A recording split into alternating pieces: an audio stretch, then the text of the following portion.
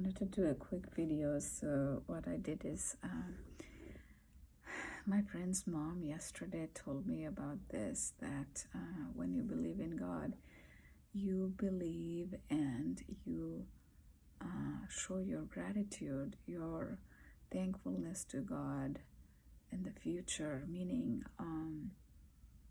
you write it down and put it. So what I did is I actually took I took this empty bottle, and it was some pickle bottle, I think, and it actually says make a wish, so it turned out perfect. So I wrote it down. I'm thanking God for the thing that in the future, because our mind goes that way, that you think in the future, and you thank you, God, for already receiving that. And I think I'm gonna keep doing it more, because what my friend's mom told me, in her life, she also has had a lot of challenges, and how she overcame that. And many times, we spend time with people all around us, people the same age group, and people are all wise and they share wisdom.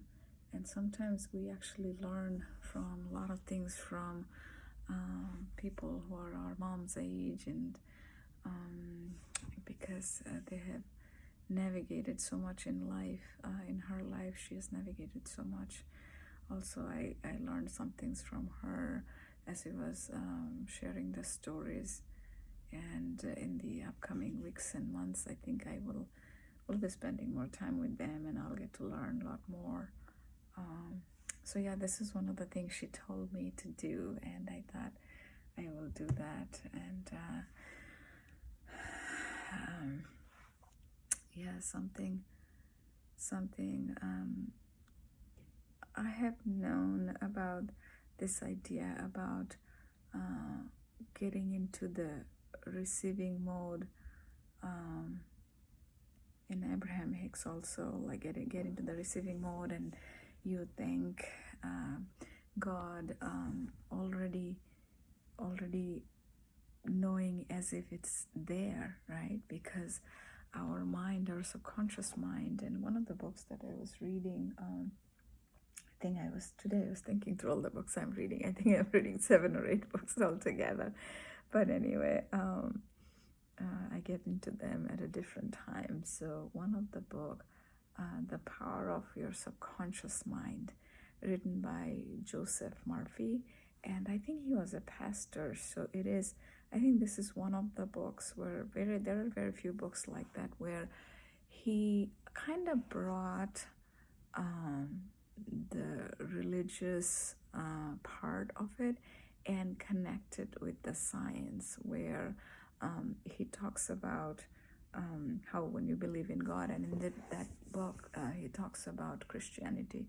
So you believe in God, and how that also helped to connect your subconscious mind with the collective consciousness, the bigger subconscious, and then how that help to change things around. How in our life, by the way, this is Shiva, Lord Shiva, Hindu god. So yeah, I believe in many different religions, so I'm exploring and learning. So in that book, he talks about how this happens, and sometime in life where we see the coincidence or synchronicity, or sometime it's like a miraculous thing happens, that we something that seems like impossible, and it happens, and you have this person that you have known long time ago somehow randomly shows up at a place, and that person may help you with your new job or whatever that may be. So that type of things, it happens when and a lot of it is with surrendering, and which I am doing too, because I think when we try to, and that is in all different religion, just mentioned in different ways, I think. So we just surrender, and we could surrender to our higher self, God, universe, and then things start flowing better, because then we are not swimming against the current. Because when we try to control things, when we try to turn things in a certain direction, what ends up happening is, one is like this morning I was talking about, the suffering comes from clinging or resisting, the quote that I read on Inside Timer. So clinging is nothing other than the attachment and doing things in certain way that we think is right, and sometimes we don't always know what is right even for us, and if we believe and surrender, and God turns us in the right path that we need to follow.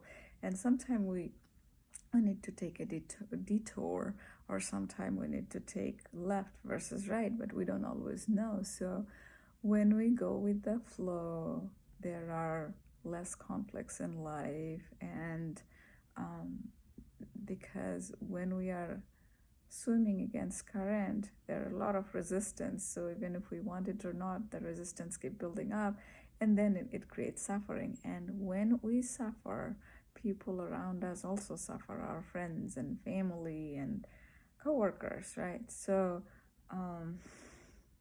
in one of the video last week, I talked about writing a letter to myself, and where a friend of mine, she talked about think of what you want Alice to, how you want your daughter Alice to see you a year from now, and work towards that. So I wrote a very simple one line for me. Actually, I wrote kind of like a letter, kind of like a goal, but from that I wanted to really simplify. So today I wrote, and somebody actually commented that today, and thank you. So after that comment, I watched that same video. It was a 9 minutes video. I watched the same video again myself, and I remembered the message. So I went back to that letter thing that my friend talked about, and I wrote a one sentence simplified version of it, right? Like how I want Alice to see me. And I wrote this sentence. I will read it.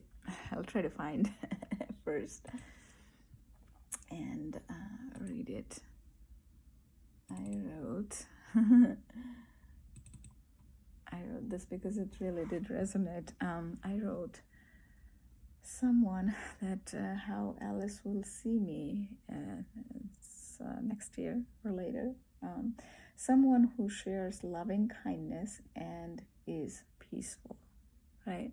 So, and I kept thinking to modify it or something, but then I saw that on that page, the number of words was 333. And in that video, when I looked at it from last week, I was watching that whole video, and the word the time was 333, and I was like, okay, this is the angel message, angel number, and that's the right path for me to surrender to God. And that's when I started doing it. So with this number, this Word document, which has 333 words, which I had the details also, I list, like, how different areas of my life, like the friends and the career and life, the family, etc. I wrote down, but I wanted to simplify it in a way that I can remember it for myself from day in and day out. And that's what I did. That Alice, I want Alice to know me and see me as someone who shares loving kindness and is peaceful. Loving kindness, that word is more used in Buddhism, and I have been listening to that word for a very long time in a book and Buddhism channel, and then I looked up for more clarity today. So it is more about helping others, going out of our way to help others, and being selfless. And some of the examples it was like when you're standing in a line, giving somebody way ahead of us if we can, or helping somebody with something, helping a stranger, things like that. So, those are the things that really, really matter. Those are the things that really help us to make the world a better place, right? So I want Alice to learn these things and share those in the world too. So kids learn more by seeing than what we tell them, right? So I want her to see me doing these things so that hopefully she also keeps doing them. And a peaceful part is important because if I am peaceful, and it's all goes about the bucket filling. Yesterday was our bucket filling day when we went to the Buddha temple for festival and Alice's play date. So when we are peaceful, when I'm peaceful, my bucket is full. I will be able to pour from that bucket for the people around me, for my family, for my friends, and others, coworkers. Eventually, when I get into a job, so I